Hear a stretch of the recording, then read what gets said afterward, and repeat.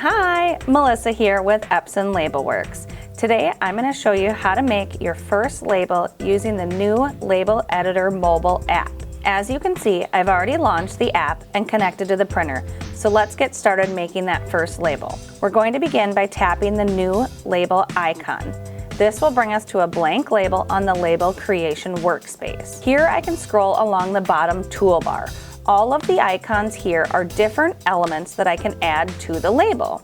Let's start with text. I'm going to tap the text icon and enter the desired text for my label.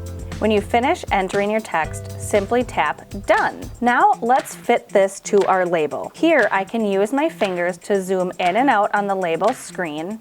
I can also manually resize the text box by using the corner handles to resize and move the text box where I want it to be on the label. I can also set the font size using the font formatting screen. Here I can set it to a specific font size. I can also set the font to bold, italic. I can choose to center the text. Here I can also set the font type. Note, these will vary depending on what type of phone you have. There are two other tabs here in the font settings. One for spacing. I can control the character and line spacing as well. I use the line spacing a lot. The second tab is for positioning.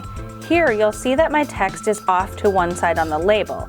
I can use these position settings or buttons to snap the text to the beginning of the label.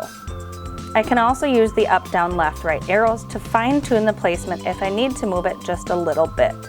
Here I can also choose to rotate or mirror the text as well. And finally, up on the top, you may have noticed a few other buttons. From left to right, we have Copy, Rotate, Trash, Lock, and Multi-Select.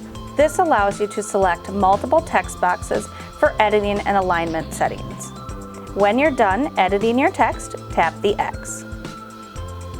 Now, let's add a symbol to this label. We're going to tap the symbol icon, and here I can scroll along the top to select the category I want, and then again scroll down through that category to find the symbol that I need. We'll use a mobile phone symbol here. Simply tap the symbol and it will automatically be applied to your label.